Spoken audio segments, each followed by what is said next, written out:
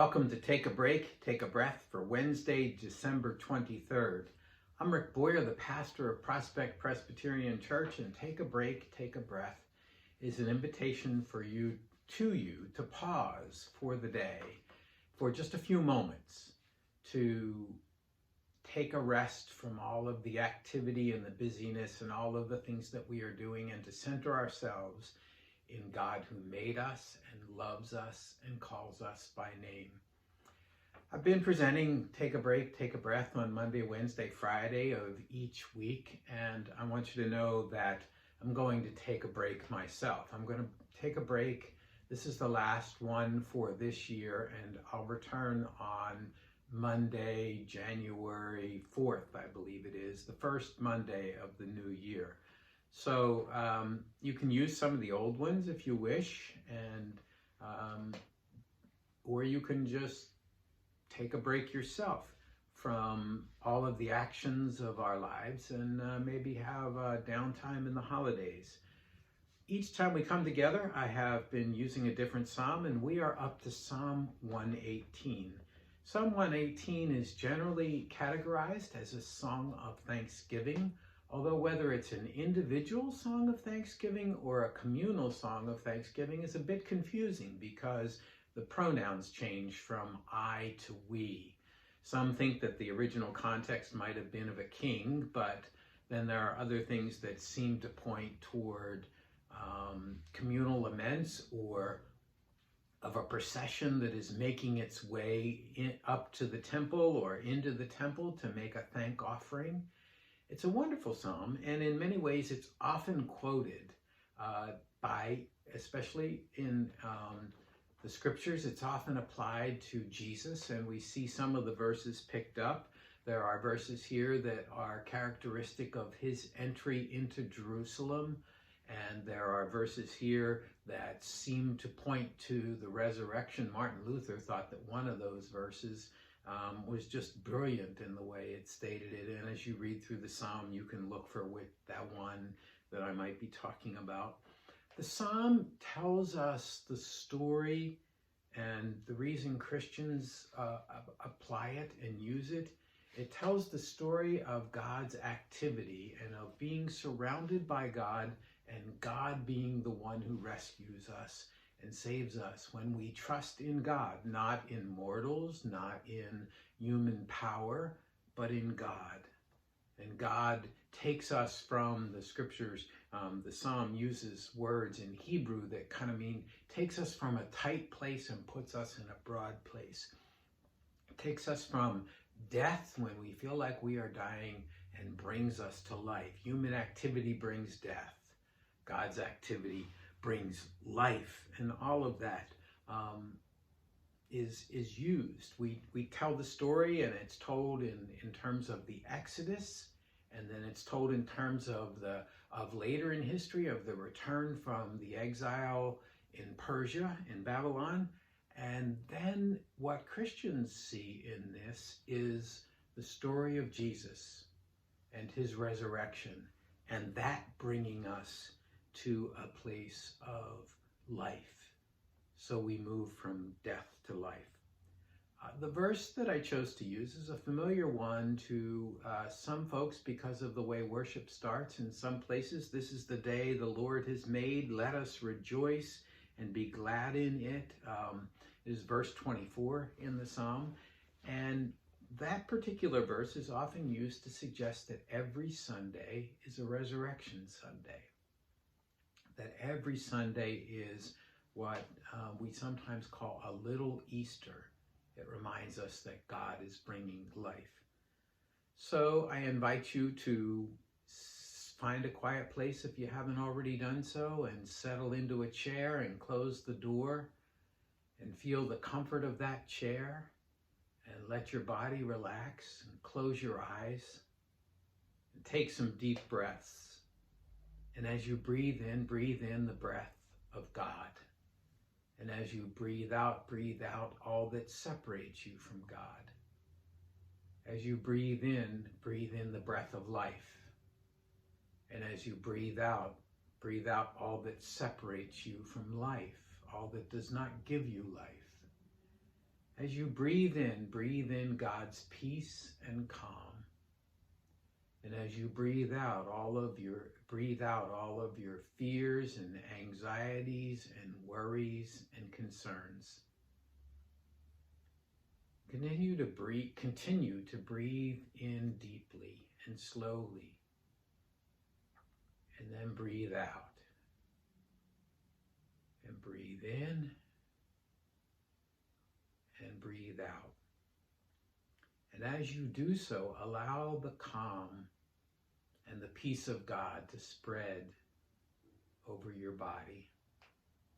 Imagine it perhaps like water coming down out of a shower and washing over your head. And as it washes over your head, the peace of God comes and stills all of the activity in your mind and calms you. And as it washes down over your face, the muscles in your face relax, and maybe you even smile, and your brow unfurrows. And as it washes down your neck, the muscles in your neck relax, and if there have been tensions and knots there, they become unknotted. And if there has been tension giving you a headache, it is relaxed, and perhaps the pain subsides.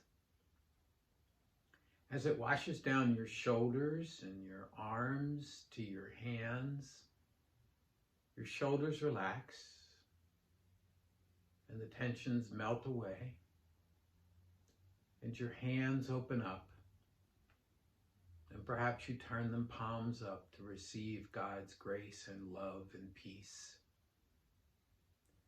As it washes down your back, it brings relaxation to all the muscles in your back. We hide a lot of and hold a lot of tension in the muscles of our back,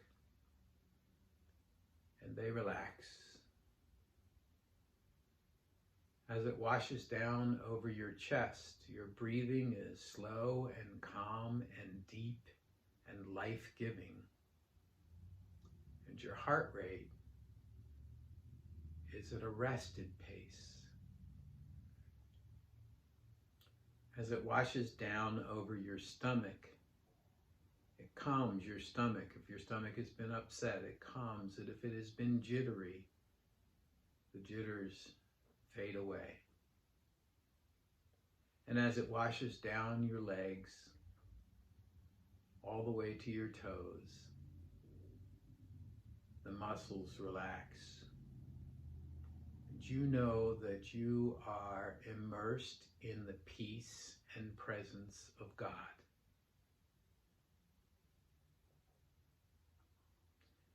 This is the day the Lord has made, a day that gives life and rejoicing. Take yourself, since we're right there, to a Christmas Eve worship or a Christmas worship. The church is crowded and full in your mind's eye. Many faces are familiar to you, and some you've never seen before, but you can see the family resemblances to others that you know well. There are warm, happy greetings.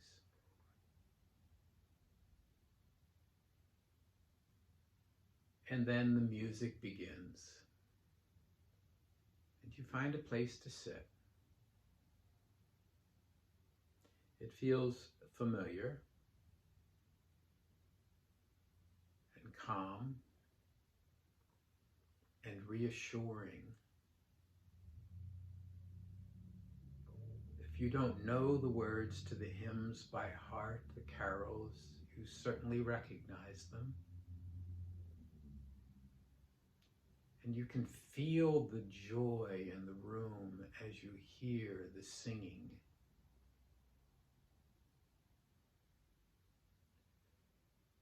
And you can feel the peace that comes as the congregation celebrates the coming of the Prince of Peace. This is the day the Lord has made. Let us rejoice and be glad in it. Let us celebrate that which gives us life. What carols do you hear?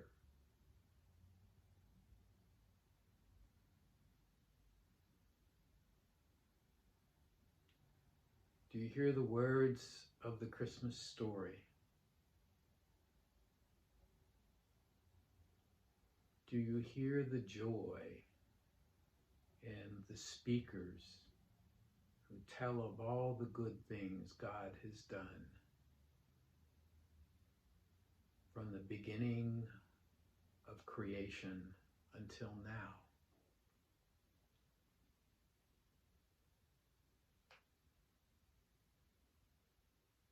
There's a space in the middle of the service for quiet, a space for being at one and the same moment, surrounded by people, but intimately connected to God by the power of the Spirit. You can feel that. And in this moment of silence, there is an opportunity to offer God thanks and to hold out your concerns. I'll be quiet as you do so.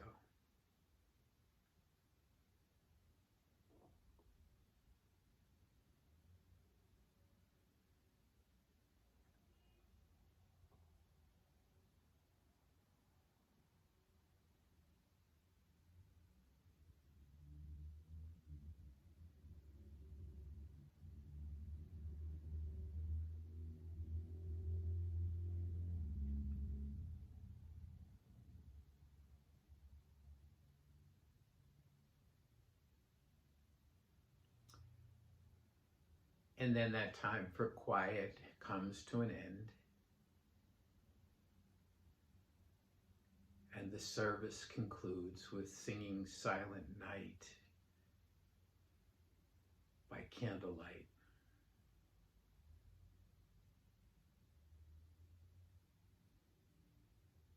And the worship leader wishes you a Merry Christmas, a safe Christmas,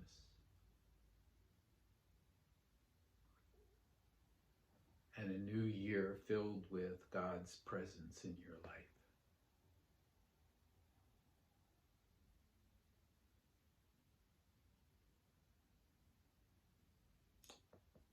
And then you allow that image in your mind to fade away and bring yourself back to the room where you are.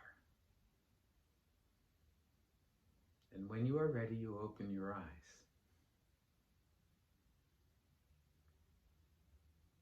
That's Take a Break, Take a Breath for Wednesday, December 23rd.